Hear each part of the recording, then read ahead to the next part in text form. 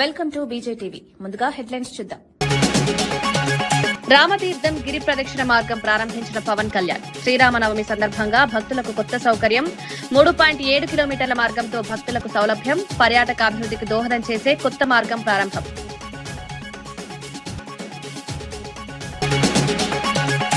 రేవంత్ వ్యాఖ్యలపై బండి సంజయ్ విమర్శలు. ప్రజల్లో విభేదాలు సృష్టించే రాజకీయాలపై ఆరోపణలు. మహిళా రిజర్వేషన్ అంశంపై స్పందన. విభజన రాజకీయాలు మానుకోవాలని సూచన.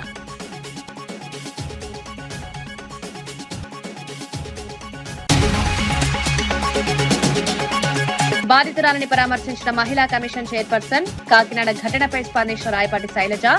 బాధితురాలి ఆరోగ్య పరిస్థితిపై సమీక్షించిన అధికారులు. కేసులో నిందితులపై కఠిన చర్యలు తీసుకుంటామని హామీ.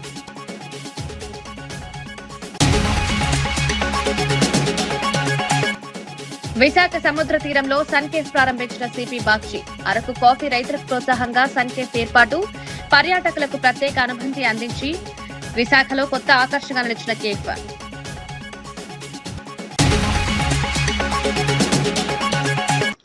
విశాఖపట్నం పాండురంగాపురంలో అత్యాధునిక సౌకర్యాలతో రూపొందించిన సన్కేఫ్ ను నగర పోలీస్ కమిషనర్ డాక్టర్ శంఖ ప్రతాప్ బాక్షి ప్రారంభించారు. సముద్ర తీరంలో ప్రకృతి అందాలను ఆస్వాదిస్తూ నాణ్యమైన కాఫీ అందించడం ఈ కేఫ్ ప్రత్యేకతగా నిలుస్తోంది. ముఖ్యంగా అరకు ప్రాంతానికి చెందిన కాఫీ రైతులకు ప్రోత్సహించడం లక్ష్యంగా ఈ కేఫ్ ప్రారంభించామని నిర్వాహకులు తెలిపారు. స్థానిక ఉత్పత్తులకు మార్కెట్ కల్పించడం ద్వారా రైతులకు మద్దతునివ్వాలని భావిస్తున్నట్టు తెలిపారు. పర్యాటకులకు ప్రత్యేక అనుభవాన్ని అందించేలా కేఫ్ ను రూపొందించారు. విశాఖలో కొత్త ఆకర్షణగా ఈ సన్ కేఫ్ నిలుస్తుందని అధికారులు అభిప్రాయపడ్డారు. ఈ ప్రారంభోత్సవం స్థానికంగా మంచి స్పందన. బీచ్ చూస్తూ, సముద్రం చూస్తూ, ఈ చల్లని గాలి ఎంజాయ్ చేస్తూ కాఫీ త్రాగడానికి అదృష్టం చాలామందికి దొరకదు. సో ఈ క్యాఫే అంటే ఎంతో అందమైన లొకేషన్. ఇప్పుడు కూడా మనం చూస్తున్నాం చల్లని గాలి, అందమైన దృశ్యాలు. సో అది చూస్తూ, అది ఎంజాయ్ చేస్తూ కాఫీ త్రాగడం, అది అదృష్టవంతులు మాత్రమే ఇటువంటి ఎక్స్పీరియన్స్ అనుభవిస్తారని నేను భావిస్తున్నా. ఈ మంచి ప్రోగ్రామ్, ఇది ఒక ఇన్నోవేటివ్ షాప్, అది cafe with enjoyment and beauty, natural beauty, ఇది అన్నీ కలిపి మన ప్రేక్షకులకు, మన గెస్ట్కి, వైజాగ్ వాసులకు ఇది ఇవ్వడం ఇక్కడ ఈ సన్ క్యాఫేలో, అది మన అందరికీ చాలా ఆనందంగా ఉంది. ఇప్పుడు క్యాఫే.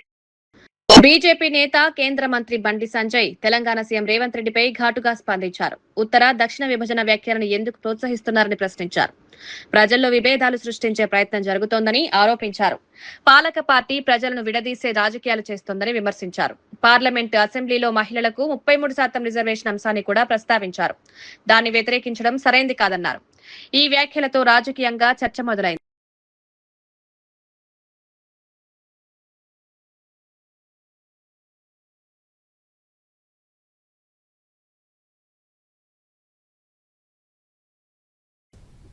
డీలిమిటేషన్ ప్రాసెస్ ఇంకా స్టార్ట్ కాలేదు. ఇప్పుడు యథాస్థితిగా ఉన్నటువంటి ఒక పెరిగే దాంట్లో 33% దేశవ్యాప్తంగా మహిళలకు చట్టసభలో ఫస్ట్ టైం రిజర్వేషన్ రాబోతున్నది. దానికి మీరు వ్యతిరేకం. ఆ 33% ఉమెన్ కు రావద్దనే మీ అంతా వ్యతిరేకం మీరు చేస్తున్నది. కాంగ్రెస్ పార్టీ ఫస్ట్ నుంచి కూడా వాళ్ళు ఉన్న అధికారంలో ఉన్నప్పుడు ఎప్పుడు కూడా 33% రిజర్వేషన్ గురించి వాళ్ళు ప్రయత్నం చేయలేదు. ఇప్పుడు 33% అవుతుంది కాబట్టి దాని ఆపాలనే ప్రయత్నంతో ఈ యొక్క భయం సృష్టిస్తా ఉన్నారు. 33% లేడీస్ కు రావద్దనే కాంగ్రెస్ పార్టీ చూస్తా ఉన్నది. రేవంత్ రెడ్డి గారు, మీరు కలల గనకండే ఈ డీలిమిటేషన్ జరుగుతుంది. డీలిమిటేషన్ తర్వాత బీజేపీ ప్రభుత్వం వస్తుంది. మీరు అపోజిషన్ లో కూడా ఉండరని చెప్పేసి కూడా నేను చెప్తా ఉన్నాను. కాకినాడ జిల్లాలో జరిగిన ఘటనపై రాష్ట్ర మహిళా కమిషన్ చైర్పర్సన్ రాయపాటి శైలజ స్పందించారు. తునిలోని ప్రైవేట్ ఆసుపత్రిలో చికిత్స పొందుతున్న బాధితురాలని పరామర్శించారు. గిరిజన, దివ్యాంగ మహిళలపై జరిగిన ఘటన తీవ్ర ఆందోళన కలిగిస్తోంది. బాధితురాలు కొద్ది రోజులుగా స్పృహ లేకుండా ఉండగా ప్రస్తుతం కోలుకుంటోందని వైద్యులు తెలిపారు. ఆమె ఆరోగ్య పరిస్థితిని అధికారులు సమీక్షించారు. ఈ కేసులో 16 ఏళ్ల అనుమానితుడిని పోలీసులు గుర్తించారు. మరింత మందికి సంబంధం ఉందా అన్న దానిపై దర్యాప్తు కొనసాగుతోంది.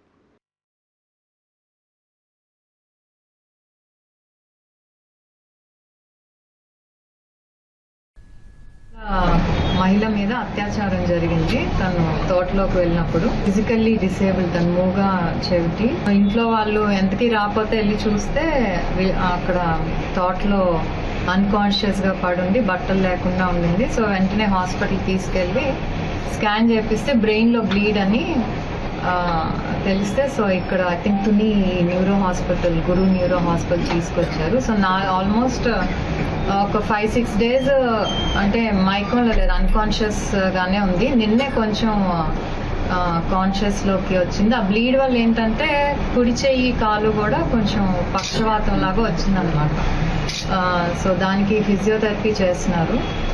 ఎవరైతే చేశారో ఇది అతనైతే ఐడెంటిఫై చేశారు. Is less than 18 years, 16 years. కాకపోతే ఇంకా విక్టిమ్ ఇంకా పూర్తిగా కాన్షియస్ లోకి రాలేదు. అంటే తనతో కూడా అందరూ కమ్యూనికేట్ చేయలేరు, ఒక్క ఫ్యామిలీ తప్పితే. నిన్న కొంచెం పిక్చర్ చూపిస్తే ఐడెంటిఫై చేసి రియాక్ట్ అయింది. ఈ రోజు మళ్ళీ కొంచెం ఇప్పుడు మాట్లాడించాను తెలిసి ఇంకొంచెం డ్రౌజీగా ఉంది, ఎందుకంటే ఇంకా ఫుల్ గా హెడ్ ఇంజరీ కాబట్టి మినిమం విల్ టేక్ టైం. అయితే ఇప్పుడు గవర్నమెంట్ ఉన్న యాటిట్యూడ్ ఏదైతే చాలా క్లియర్ గా చెప్తున్నారు, ఆడవాళ్ళ జోలికి వస్తే అదే ఆఖరి రోజు అని. దాని వల్ల కానివ్వండి, పోలీసింగ్ వల్ల కానివ్వండి, మన స్టేట్ లో ఉన్న ఏదైతే తీసుకుంటున్నారో వీటి వల్ల రోడ్స్ మీద క్రైమ్ తగ్గిపోయింది. అది ఎనీవన్ కెన్ సే. ఎవరు చేసినా కూడా వాళ్ళని ఇది చేయడానికి మాకైతే ఫ్రీ హ్యాండ్ ఉంది, అదొక్కటి చెప్పగలను నేను. వాణిజ్య గ్యాస్ సరఫరాపై కేంద్ర ప్రభుత్వం కీలక నిర్ణయం తీసుకుంది. కమర్షియల్ ఎల్పీజీ సరఫరాను 20% నుంచి 50% పెంచినట్లు ప్రకటించింది. హోటళ్లు, క్యాంటీన్లు, వలస కార్మికులకు ప్రాధాన్యం ఇవ్వాలని రాష్ట్రాలకు సూచించింది. చిన్న వినియోగదారుల కోసం 5 కిలోల సిలిండర్ను పంపిణీ చేయాలని నిర్ణయించింది. మొత్తం 26 రాష్ట్రాలకు 22,000 టన్నుల ఎల్పీజీ కేటాయించింది. ఈ నిర్ణయం వల్ల చిన్న వ్యాపారులకు ఉపశమనం లభించనుంది. గ్యాస్ అందుబాటు మెరుగుపడుతుందని అధికారులు భావిస్తున్నారు. సరఫరా వ్యవస్థను బలోపేతం చేసే దిశగా ఈ చర్యలు తీసుకుంటున్నారు. एलपीजी से पीएनजी पर शिफ्ट हुए हैं।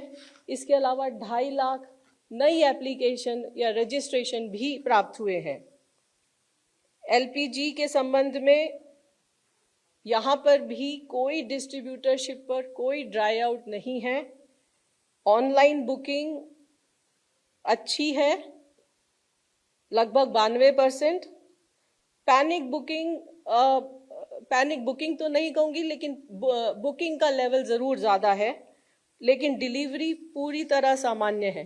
जैसा कि मैंने पहले बताया कि 21 तारीख को भारत सरकार ने कमर्शियल एलपीजी का क्वांटिटी 20% से बढ़ाकर 50% किया, और उसमें भारत सरकार ने सभी स्टेट गवर्नमेंट से रिक्वेस्ट किया कि dhaba, hotel, industrial canteen, community kitchens या कैंटीन्स, सब्सिडाइज कैंटीन्स जो राज्य सरकार या लोकल बॉडीज चलाती हैं, उन सभी को प्रायोरिटी दी जाए। इसके अलावा जो माइग्रेंट लेबर हैं उनको भी 5 किलो का सिलेंडर देने में प्रायोरिटी की जाए। इन सब के फलस्वरूप लगभग अभी तक 26 स्टेट्स ने 22,000 टन कमर्शियल एलपीजी एलोकेट की है, और allocation is all over the country.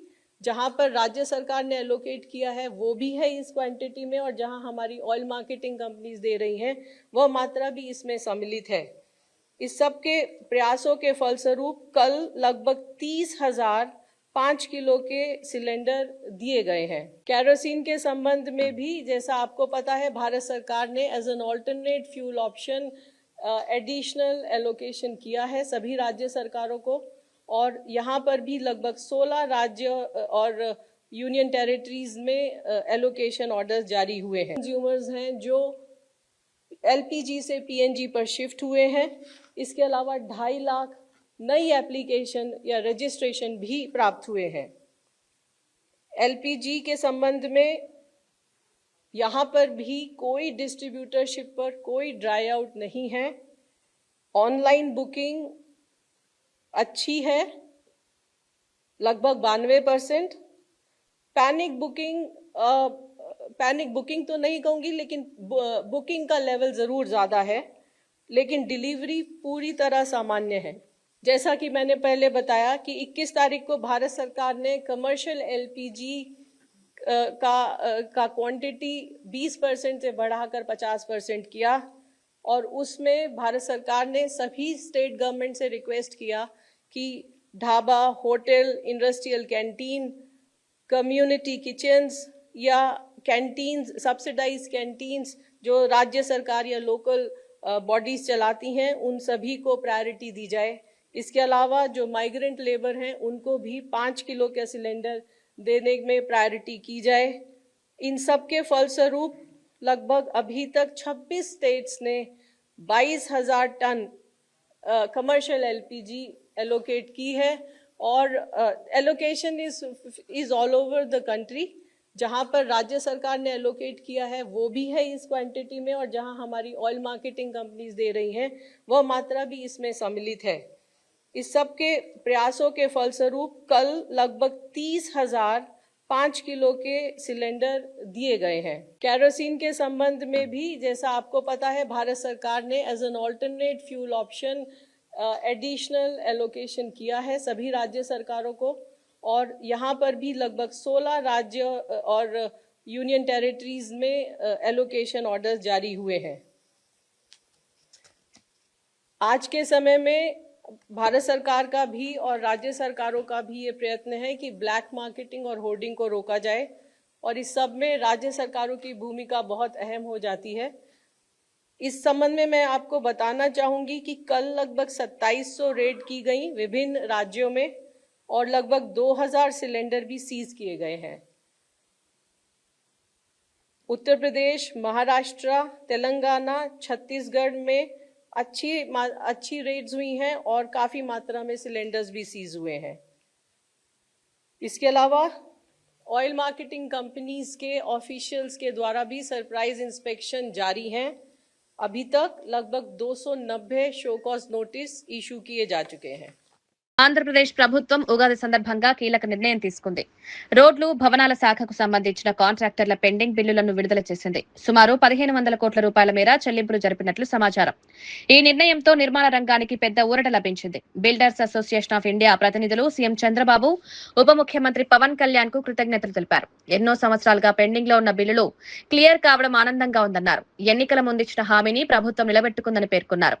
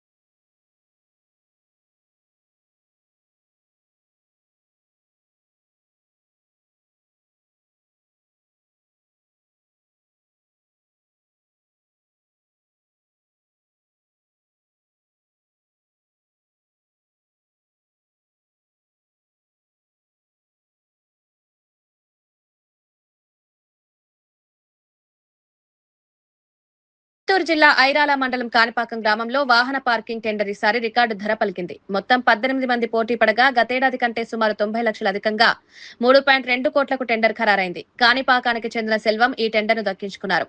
ఈ భారీ ఆదాయం గ్రామ అభివృద్ధికి ఉపయోగపడనుందని అధికారులు తెలిపారు. మౌలిక వసతుల అభివృద్ధి కోసం నిధులను వినియోగిస్తామని పేర్కొన్నారు. టెండర్ ప్రక్రియ పారదర్శకంగా నిర్వహించినట్లు వెల్లడించారు. ఈసారి పోటీ ఎక్కువగా ఉండడం వల్ల ధరలు పెరిగాయన్నారు. ఈ ఆదాయం గ్రామానికి పెద్ద మద్దతుగా మారనుంది. థ్యాంక్స్ టు సీఎం సార్ అని చెప్పుకోవడానికి ఇక్కడ కాంట్రాక్టర్ సోదరులు రాష్ట్రంలో ఉన్నటువంటి 1000 మంది R&B, పంచాయతీరాజ్, అదేవిధంగా రోడ్డు వర్క్స్ చేసేటువంటి మిగతా డిపార్ట్మెంట్స్లో ఉన్నటువంటి కాంట్రాక్టర్ అందరూ ఇక్కడ కూడి వారికి మా ధన్యవాదాలు తెలియజేసుకుంటున్నాం. గత 3-4 సంవత్సరాల్లో రకరకాల పొద్దులు డిఫరెంట్ హెడ్ ఆఫ్ అకౌంట్స్లో పేరుకోపోయిన బకాయిలు అన్నీ కూడా మనకి రిలీజ్ చేయడం జరిగింది. దీనికి ఎంతో ఆనందంతో మేము కాంట్రాక్టుల తరఫున, మా అసోసియేషన్ తరఫున కృతజ్ఞతలు తెలుపాలని ఈ ప్రెస్ కాన్ఫరెన్స్ పెట్టాము. మేము కాంట్రాక్టర్లందరూ ప్రతి ఒక్కళ్ళకి పేమెంట్ ఈ మార్చి లోపల వచ్చినాయి, అందరికీ టర్న్ ఓవర్లు పెరిగినాయి. ఈ మంచి విషయం అందరికీ తెలియజేయాలనే ఉద్దేశంతో కాంట్రాక్టుల సభ్యులందరూ అన్ని జిల్లాల నుంచి, శ్రీకాకుళం నుంచి అటు అనంతపురం వరకు అన్ని జిల్లాల నుంచి వచ్చారు కాంట్రాక్టర్లు. ఈ విషయాన్ని అందరికీ తెలియజేయాలని, ఎందుకంటే అంతకుముందు చాలా ఇబ్బందులు పడ్డాము, చాలా బాధలు పడ్డాము. మా కాంట్రాక్టుల దయనీయ స్థితి అంతకుముందు ప్రతిరోజు పేపర్లో వచ్చింది. ఆ విషయం నుంచి మేము మంచిగా ఉన్నామన్న విషయం అందరికీ తెలియజేయడానికి ఈ ప్రెస్ మీట్ పెట్టింది.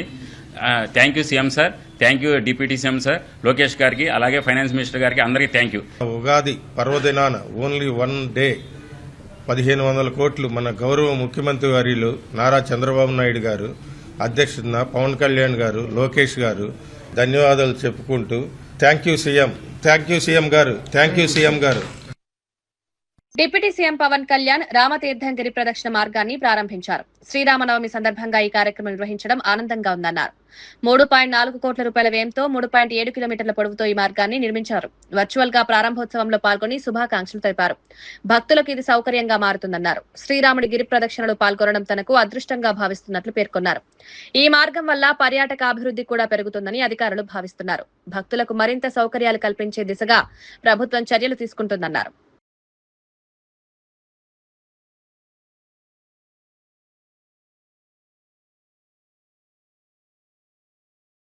హైదరాబాద్ మియాపూర్ ప్రాంతంలో భారీ ట్రాఫిక్ జామ్ ఏర్పడింది. మదినాగుడి నుంచి చందానగర్ మార్గంలో దాదాపు 2 కిలోమీటర్ల మేర వాహనాలు నిలిచిపోయాయి.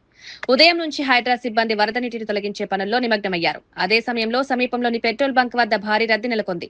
ఈ 2 కారణాల వల్ల ట్రాఫిక్ తీవ్రంగా ప్రభావితమైంది. వాహనదారులు గంటల పాటు ఇబ్బందులు పడ్డారు.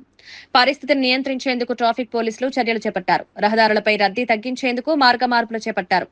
ఈ ఘటనతో ప్రయాణికులు తీవ్ర అసౌకర్యానికి గురయ్యారు.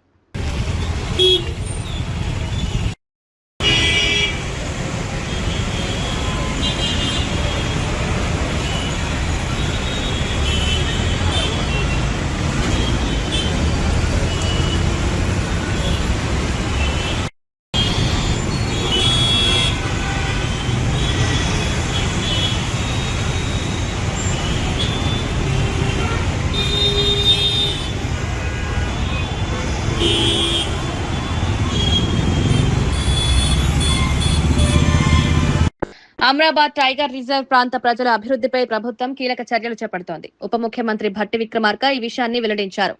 కోర్ ఏరియాలో నివసించే ప్రజలకు పక్కా ఇల్లు, పాఠశాలలు, ఆధునిక వైద్య సదుపాయాలు కల్పిస్తున్నామన్నారు.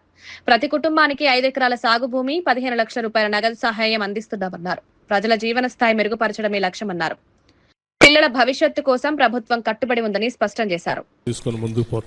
దీంట్లో ప్రధానంగా అడవి ప్రాంతంలో అవకాశాలు అందుబాటులో లేక, ప్రభుత్వ పరంగా రావాల్సినటువంటి అభివృద్ధి కార్యక్రమాలన్నింటినీ అందుకోలేక, అటు విద్యాపరంగా కానీ, వైద్యపరంగా కానీ, లేకపోతే ఇతరత్ర ఆర్థికంగా కూడా అనేక దశాబ్దాలుగా ఇబ్బంది పడుతున్న మీ అందరినీ ఈరోజు ఈ నాగరిక ప్రపంచంలో అందుబాటులోకి వచ్చినటువంటి అన్ని అవకాశాలను కూడా మీకు అందించాలనేటువంటి ఆలోచనతో పక్కా గృహాలు నిర్మించడమే కాకుండా, పాఠశాలలు నిర్మించడమే కాకుండా, అంగన్వాడీ పాఠశాలలు నిర్మించడమే కాకుండా ఇతరత్ర ఆధునిక వసతులన్నీ కూడా మీకు వైద్య సహాయంతో పాటు మీ అందరికీ అందుబాటులోకి వచ్చేటట్టుగా, అట్లాగే ఈ పునరావాస నిర్మాణంలో గృహాలు నిర్మించుకునే దాంతో పాటు వ్యవసాయం చేసుకుని బ్రతకడానికి కావాల్సిన భూమిని కూడా 2 ఎకరాల భూమిని కూడా మీకు ఇవ్వటమే, 2 హెక్టార్ల భూమిని అంటే 5 ఎకరాల భూమిని మీకు ఇచ్చి మీరందరూ భవిష్యత్తులో సొంతంగా పట్టాదారులుగా ఆ భూమిపై బతకడానికి కావాల్సినటువంటి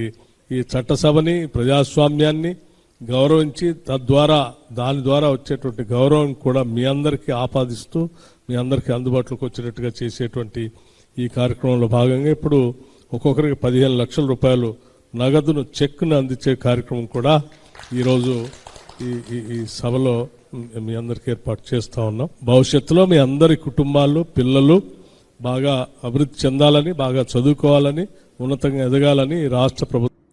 వార్తలు ముగించే ముందు ముఖ్యాంశాలు మరోసారి.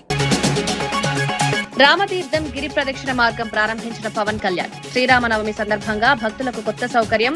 3.7 కిలోమీటర్ల మార్గంతో భక్తులకు సౌలభ్యం. పర్యాటక అభివృద్ధికి దోహదం చేసే కొత్త మార్గం ప్రారంభం.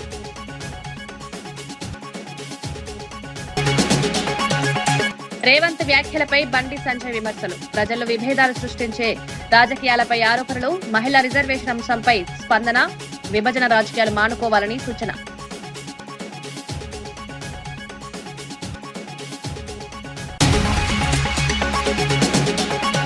బాధితురాలని పరామర్శించిన మహిళా కమిషన్ చైర్పర్సన్. కాకినాడ ఘటనపై స్పందించిన రాయపాటి శైలజ.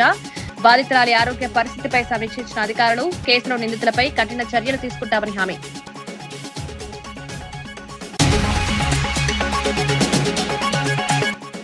విశాఖ సముద్ర తీరంలో సన్కేఫ్ ప్రారంభించిన సిపి బాక్షి. అరకు కాఫీ రైతులకు ప్రోత్సాహంగా సన్కేఫ్ ఏర్పాటు. పర్యాటకులకు ప్రత్యేక అనుభూతి అందించి విశాఖలో కొత్త ఆకర్షణగా నిలిచిన కేఫ్.